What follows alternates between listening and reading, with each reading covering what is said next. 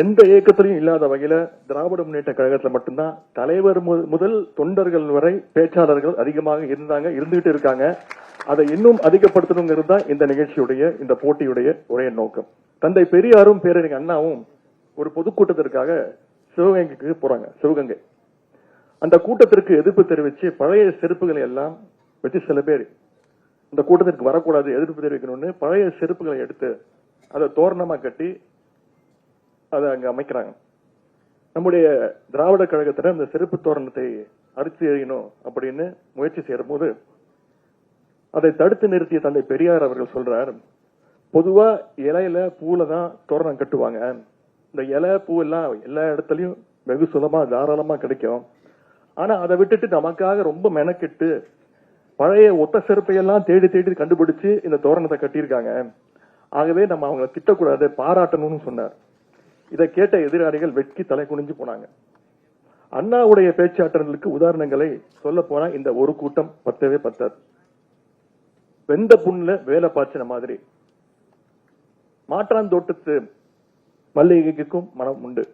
இதெல்லாம் இப்ப இருக்கக்கூடிய மாணவர்கள் பல பேர் ஏதோ பழைய பழமொழின்னு நினைச்சிட்டு இருக்கிறாங்க. ஆனா இதெல்லாம் அண்ணா அவர்கள் சொன்ன ஊமைகள், எக்ஸாம்பிள்ஸ். அது மட்டும் இல்ல, வார்த்தைகள். உறுப்பினர், வேட்பாளர், சட்டப்பேரவை, இப்படி தமிழுக்கு புது புது வார்த்தைகளை தந்தவர் பேரறிஞர் அண்ணா. இதையெல்லாம் விட மிகப்பெரிய பெருமை, தமிழ்நாட்டிற்கு தமிழ்நாடு என்று பெயர் வைத்தவர் நம்முடைய பேரறிஞர் அண்ணா அவர்கள். அந்த பெயரை மாற்றுவதற்கு ஒரு கும்பல் முயற்சித்துக் கொண்டிருக்கிறது. நம்முடைய திராவிட முன்னேற்ற கழகம் இருக்கும் வரை அது நடக்கவும் விடமாட்டோம், நடக்கவும் நடக்காது. அண்ணாவுடைய தம்பி கலைஞருடைய பேச்சாற்றலை பற்றி நான் சொல்லி உங்களுக்கு தெரிய வேண்டுமா? பாமர் மக்கள்கிட்ட பேசுறப்ப ஒரு தொடக்கப்பள்ளி ஆசிரியர் மாதிரி பேசுவார். அதே போல் ஆய்வாளர்கிட்ட பேசும்பொழுது ஒரு ரிசர்ச் கைட் மாதிரி பேசுவார். அரசியல்ல மட்டுமல்ல, மேடை பேச்சிலையும் கலைஞரை வெல்லுவதற்கு யாருமே கிடையாது. அதனால்தான் கலைஞருடைய நினைவை போற்றி ஒரு வாரத்திற்கு முன்பு இந்த 100 ரூபாய் நாணயம் வெளியிட்டப்போ அந்த நிகழ்ச்சியில் பேசும்போது நம்முடைய முதலமைச்சர் குறிப்பிட்டார், நயமிக்க கலைஞருக்கு இன்று நாணயம் வெளியிடப்படுவது மிக பொருத்தமான ஒரு விஷயம் என்று நம்முடைய முதலமைச்சர் அவர்கள் குறிப்பிட்டார்கள். இந்த லோக் ஜனசக்தி தலைவர் திரு ராம்விலாஸ் பாஸ்வான் அவர்கள் 1996-98 காலகட்டத்தில் ஒன்றிய ரயில்வே அமைச்சராக இருந்தார். அப்போது தமிழ்நாட்டில் ஒரு ரயில் திட்டத்துடைய துவக்க விழா நடைபெற்றது. அப்பொழுது நம்முடைய முத்தமிழ் டாக்டர் கலைஞர் அவர்கள் முதலமைச்சராக இருந்தார்.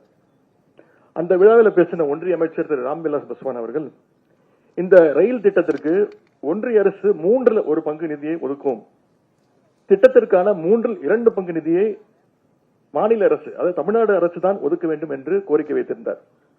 அடுத்து பேசிய முத்தமிழ் கலைஞர் அவர்கள் பேசும்போது அவர் குறிப்பிடுகிறார், ரயிலுக்கு தண்டவாளம் மிக மிக முக்கியம். குறிப்பா தண்டவாளத்தில் இருக்கக்கூடிய 2 கம்பிகளும் ஒரே அளவுல ஒரே நீளத்துல தான் இருக்க வேண்டும். ஒரு கம்பி 1/3 பங்கு நீளத்திற்கும் இன்னொரு கம்பி அதை விட குறைவான அளவில் இருந்தா தண்டவாளத்துல ரயில் மட்டுமல்ல யாருமே பயணம் செய்ய முடியாது. அதே போலத்தான் நிதி ஒதுக்கீடும். மாநில அரசும் ஒன்றிய அரசும் தலா 50% சமமான நிதியை ஒரே அளவில் ஒதுக்கினாதான் அந்த திட்டம் சிறப்பாக இருக்கும் நம்முடைய முத்தமிழ் கலைஞர் அவர்கள் சொன்னார்.